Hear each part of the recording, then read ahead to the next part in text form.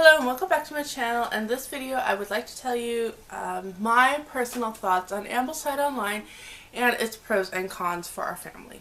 So this is, I don't remember what year, third year of trying exclusively to do Ambleside Online, getting to that point where I can just use their printout, hand it to the kids, and go from there, right? I want to tell you what we have found to be the pros and cons of this free resource for Charlotte Mason users. I am so grateful that the people behind this website have put so much time and effort into creating the Charlotte Mason curriculum guide for free of use for all of your years. Now, I also want to caveat that we have never used it completely to the point that it was set up for. So we have not done every single category in the week section that it's laid out for. We have never done that. But because of that, I want to share with you the pros and cons, the frustrations, not really frustrations, but the difficulties I had and the things that I really found it to be useful for. Okay. So one pro that I have is everything is laid out for you. You don't have to figure out what you need to read in so much to the point where you are, okay, in order to finish this book in 6 weeks, we need to read X number of chapters a week. However, the con of that is that some days it's like read 800 words a day and you're just like, I don't know how much that is. So for me it was just, hey, let's have an estimated 15-20 minutes, and if you need extra time to actually finish it this day, that's fine. Bible would be one of them. Okay, you're reading an Old Testament and a New Testament, and if you're doing Bible every day, then trying to break those up was a little difficult. So because of that, it was a little difficult, but it's totally manageable. To even me, I can figure it out and work with that. Another pro is that everything is affordable or free. If you have most of the resources, you can make it work. Most of them they provide like free Kindle versions or free readable online versions, and it makes it very affordable, especially if you have a large family. However, the downside to that is, I think I've done a video on this, but just because it's old doesn't necessarily mean it's the best or a good one or whatever.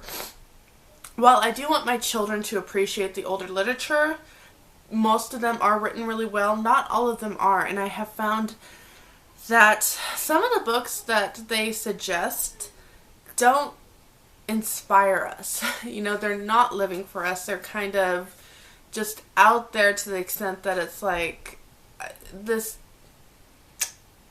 I'm not a mom that says, okay, you have to enjoy and inhale every single book that you read. I'm not. I'm like, sometimes you just have hard books that you need to read.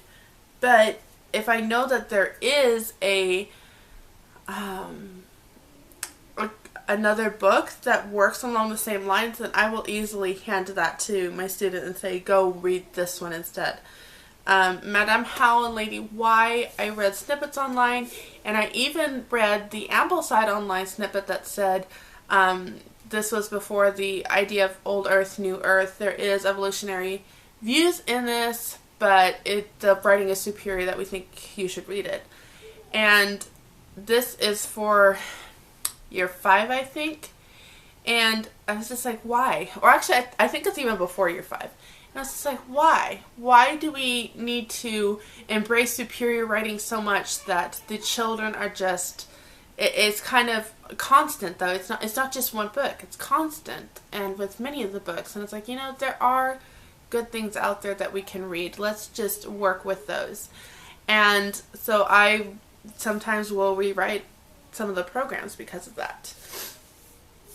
There is great literature out there. There's some that I have never even heard of or read about, and going over it with my kids has been phenomenal. But again, just because it's got great literature doesn't necessarily mean the quality of the work is that great. Just throwing it out there. Again, it's not always just a thing of evolution or whatever. Just sometimes the book selections are just dull. And if we're trying to get away from textbooks because there is no life in that, and that this feels like a textbook where the kids cannot retain anything, and this becomes a consistent pattern, then it might be time to choose something else, and that is something that we were running into. The program is great to become an independent learner. They, most of the time you're reading and then narrating, written in the upper years and oral in the younger years. However, if you have a family like mine, we are not, I know that they've changed this, I don't know too much about that, but if you're family like mine, then we have the problem of kids at different stages, and then we're just in so many different areas that we're not coming together as a family much anymore. And I know there's a way to do that, but as they get older and older, it's getting harder and harder. Now with the history, we can always do it together, which means I usually cut that out of their program. Science, we try to do as much of it together, and I can do that up until high school. So a lot of that I'm cutting out. Our Bible, we can do it together as a family, so a lot of that I'm tweaking and working around. And it becomes to the point where you're just down to the bones of things, and it's like, the stuff that would be good for you to read, at this point, you're not really getting much out of it because I've had to condense so much. The music, we can all do as a family. The nature studies, we can all do as a family. And the artists, we can all do as a family. So much of this, I'm trying to put together as a family. I'm not trying to create different curriculums for each child. And Ambleside makes that a little bit more difficult when you're trying to figure out the layout and structure of each child, their school year. So those are some of the frustration, or again, I use that word. So that's just a setback that I have with Ambleside, is that I feel like we don't, if I were to follow that to the T, then we really wouldn't be spending so much time together as a family. We would kind of be scattered in our separate ways. And, it's just something personal for me. It has, some people prefer things like that. They're around the table, everybody's doing their own thing. Now, with Ambleside Online, I haven't really seen much of that used in everyday life. I'm very visual, so if somebody just says something, it doesn't click until I see it in a day-to-day way. I'm going to leave 2 channels, or 3, linked down below that I know use Ambleside, and that watching them do the school has been helpful for me. But again, I'm tweaking it to fit our family.